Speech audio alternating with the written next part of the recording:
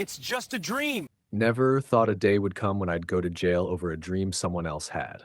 But this is HOA, and with Karen as president, let's just say there are endless possibilities. You think your HOA is bad? Ours has a clipboard overlord with the personality of a parking ticket and the moral compass of a cat in a room full of rocking chairs.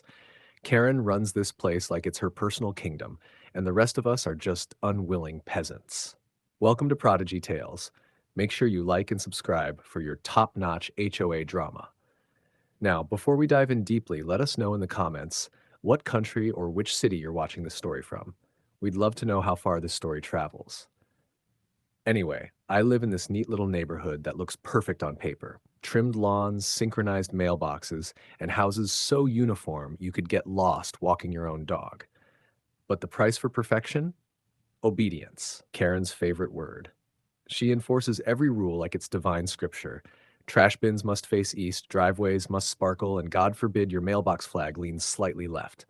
She has fined people for lawn vibes, actual vibes. I was never her favorite, mostly because I don't roll over like the rest. I once told her HOA doesn't stand for her overlord authority. She didn't laugh.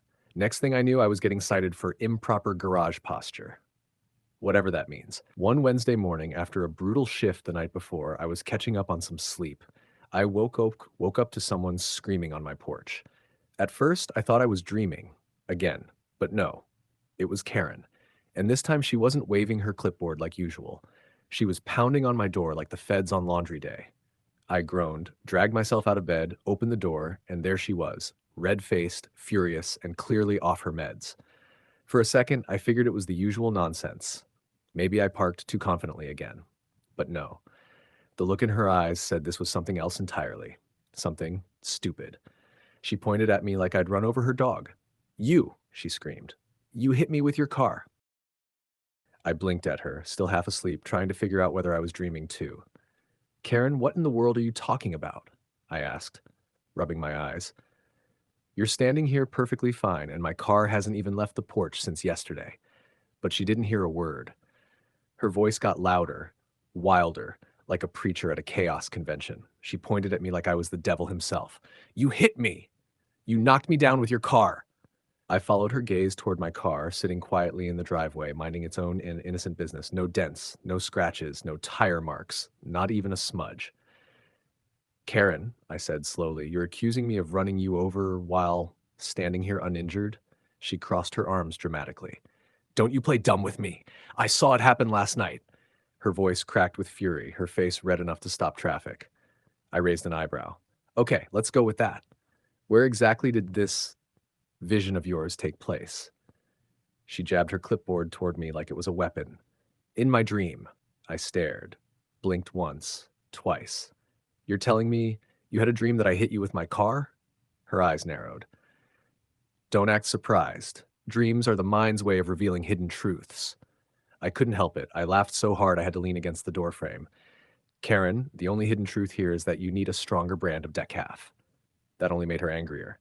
"You think this is funny? You think it's funny that my subconscious is trying to warn me about your reckless behavior?" "Yes, Karen. Hilarious, actually." Her voice dropped to a hiss. "Mock me all you want. But I know what I saw, and you'll regret it."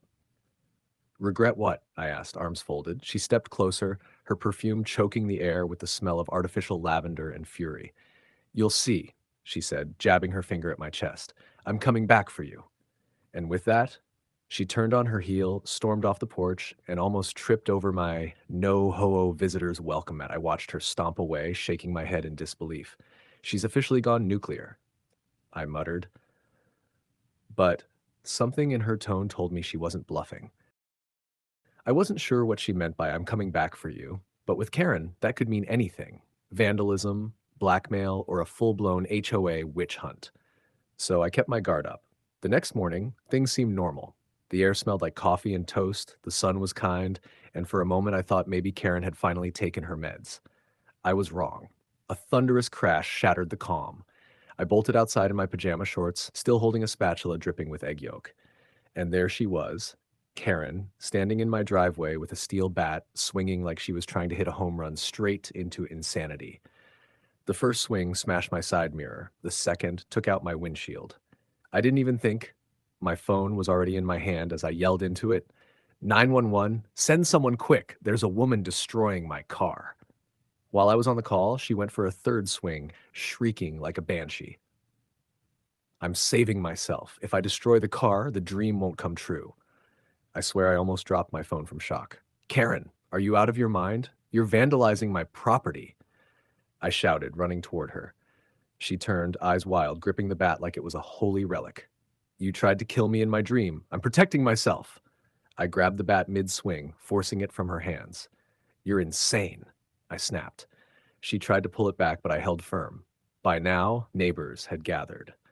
Phones were out, recording every glorious second. One guy even yelled, Yo, Karen's losing it again, which made her screech louder.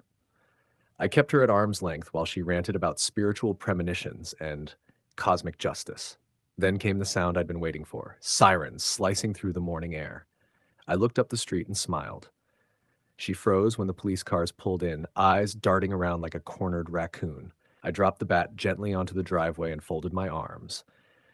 You wanted attention, Karen, I said, stepping back as the officers got out. Well, here it is. The cops stepped out, hands on their belts, taking one look at Karen and one look at my poor car that now looked like it survived a zombie apocalypse.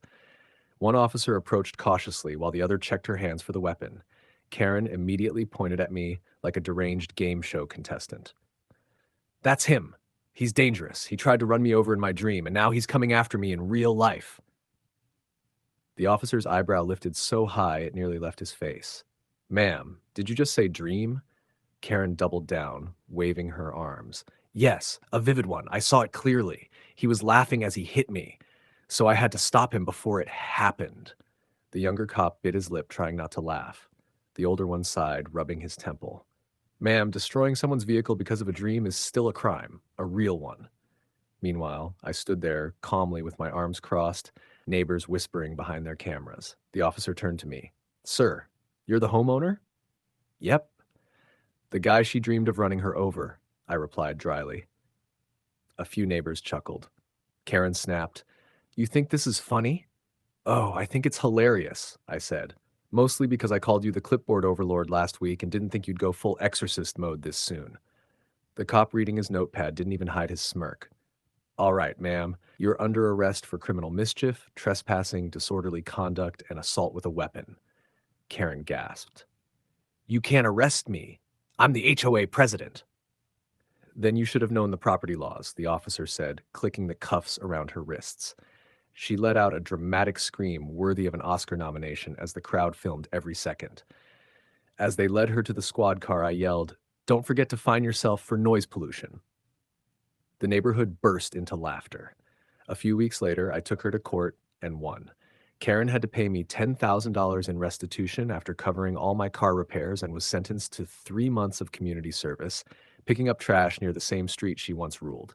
Poetic Justice, HOA edition. The end. Please like and subscribe for more HOA showdowns like this. Do you think she got what she deserves? Comment below.